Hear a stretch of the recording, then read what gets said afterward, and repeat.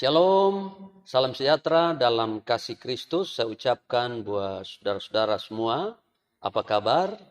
Doa dan harapan saya, saudara-saudara semua dalam keadaan baik dan sehat-sehat saja.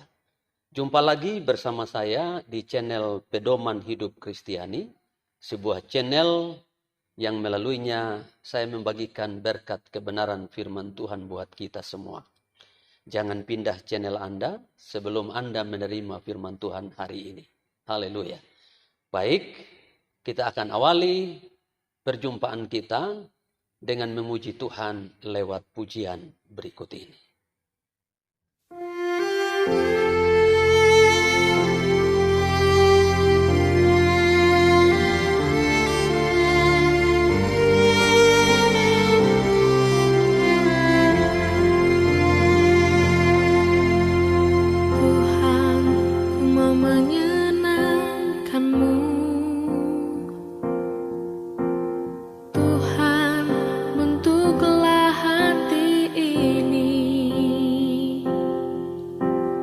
Jadi bejana untuk hormat-Mu,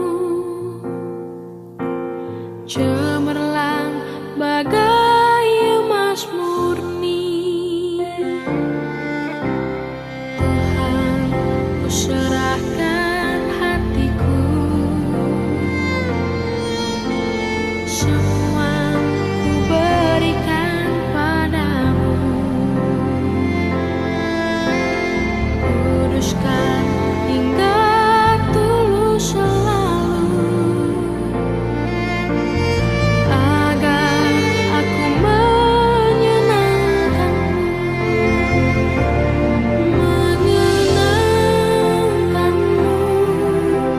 senangkan-Mu. Hanya itu kerinduanku,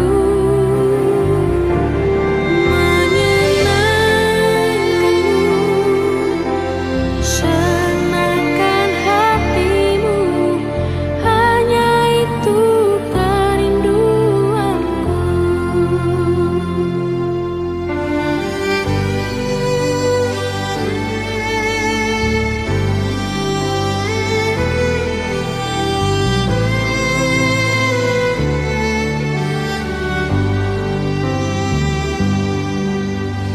Tuhan, ku serahkan hatiku, semua ku berikan padamu. Kuduskan hingga tulus selalu, agar aku menyenangkan-Mu,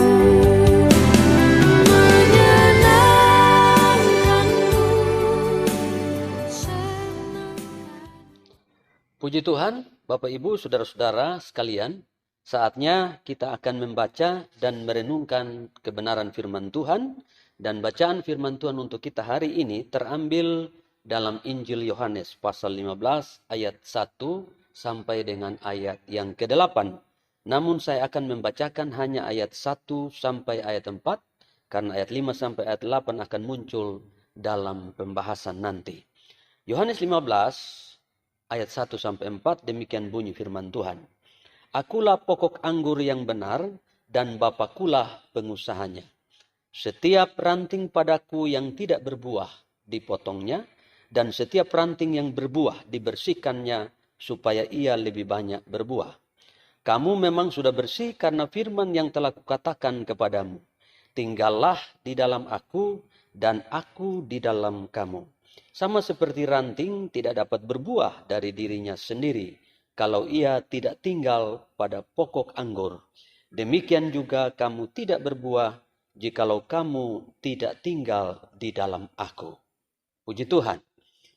Nah, Bapak Ibu Saudara yang dikasihi Tuhan, melalui nats ini kita akan belajar tentang hidup yang berbuah. Apa maksud dari hidup yang berbuah?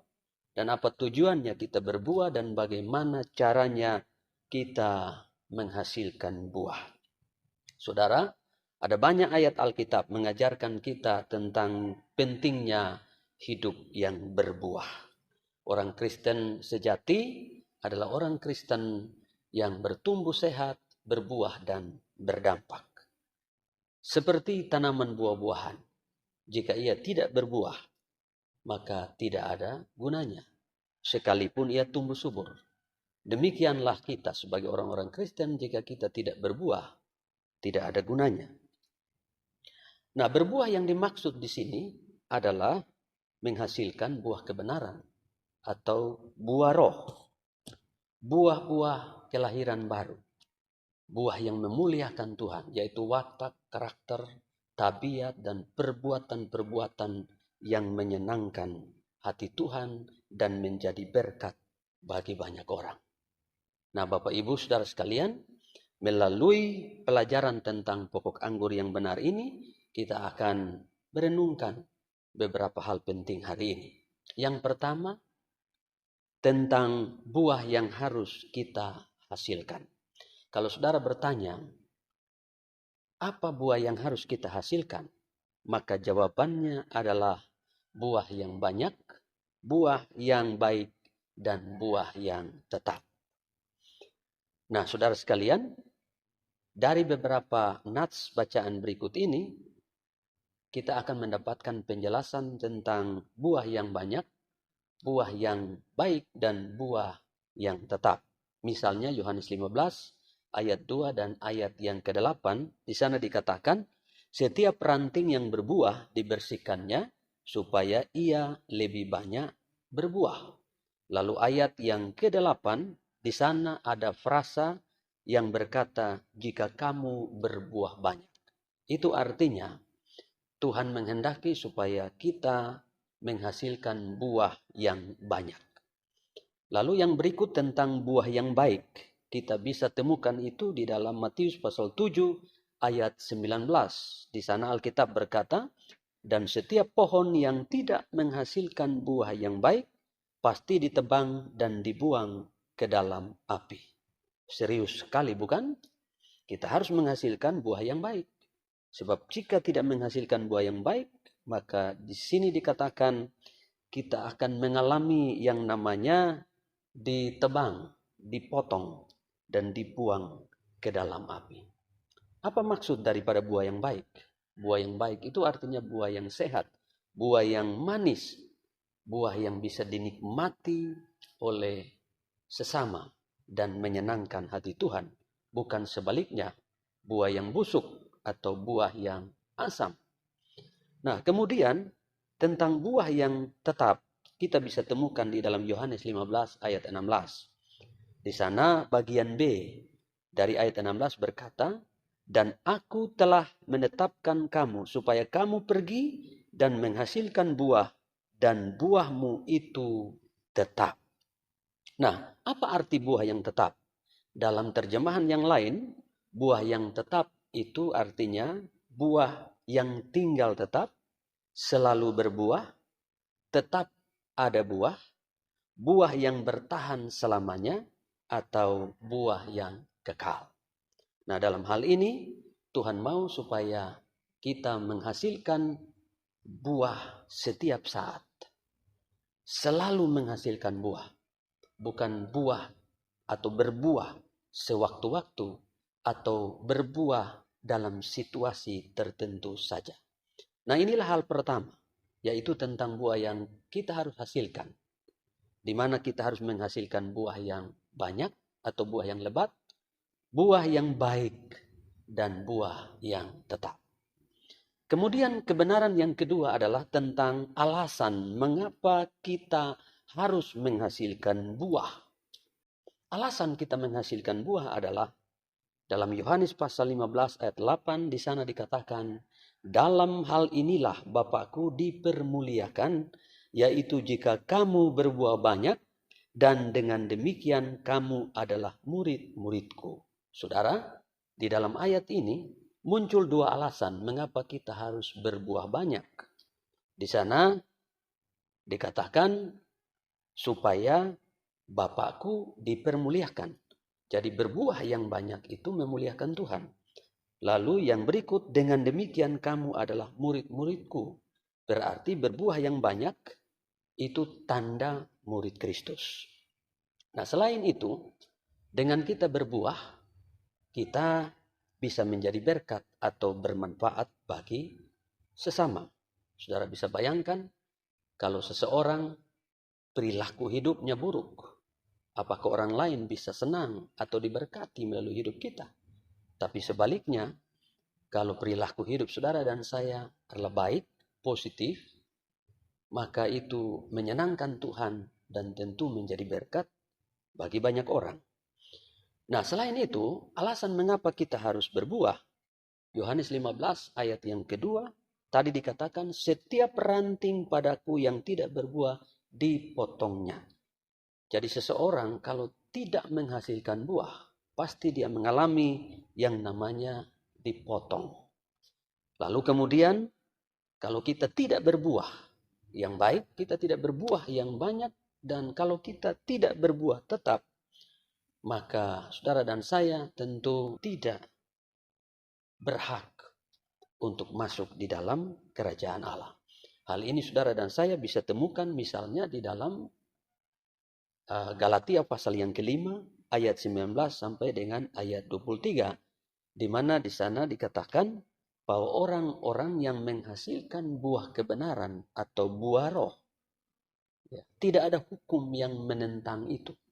Tapi sebaliknya, orang-orang yang melahirkan buah daging, yaitu percabulan, kecemaran, hawa nafsu, penyembahan berhala, sihir, perseteruan, perselisihan, iri hati, amarah, kepentingan diri sendiri, percideraan, roh pemecah, kedengkian, kemabukan, pesta pora, dan sebagainya, Alkitab berkata orang-orang yang melakukan hal ini tidak akan mendapat bagian di dalam kerajaan sorga. Inilah alasan mengapa saudara dan saya harus menghasilkan buah yang baik, buah yang lebat, dan buah yang tetap. Kemudian kebenaran yang ketiga adalah tentang bagaimana caranya supaya kita dapat menghasilkan buah. Buah yang baik, buah yang banyak, dan buah yang tetap. Pertama, kita harus tertanam pada pokok yang benar. Dalam bacaan kita Yohanes 15 ayat 1, Yesus memulai dengan mengatakan, akulah pokok anggur yang benar. Kalimat ini jelas untuk menunjukkan bahwa di luar Yesus atau hanya Yesus yang adalah pokok yang benar, pokok yang sejati, sumber hidup sejati. Selain Yesus itu palsu. Nah, saudara sekalian, kemudian Matius 7 ayat 17. Di sana Alkitab berkata, demikianlah setiap pohon yang baik menghasilkan buah yang baik. Sedang pohon yang tidak baik menghasilkan buah yang tidak baik. Jadi pohon yang baik menghasilkan buah yang baik. Pohon yang tidak baik menghasilkan buah yang tidak baik. Karena itu pilihlah Yesus. Karena Yesus adalah pokok yang benar, yang akan membawa kita untuk menghasilkan buah-buah yang baik. Kemudian yang kedua adalah selalu melekat atau tinggal pada pokok anggur yang benar. Atau dengan kata lain, kita harus selalu melekat dan tinggal di dalam Kristus sebagai pokok yang benar itu. Karena ayat yang keempat, di sana Yesus berkata, tinggallah di dalam aku dan aku di dalam kamu. Sama seperti ranting tidak dapat berbuah dari dirinya sendiri kalau ia tidak tinggal pada pokok anggur. Demikian juga kamu tidak berbuah jikalau kamu tidak tinggal di dalam aku. Saudara sekalian, ada banyak orang tidak mau melekat pada Tuhan. Padahal untuk bisa berbuah, saudara dan saya harus terus melekat pada Tuhan.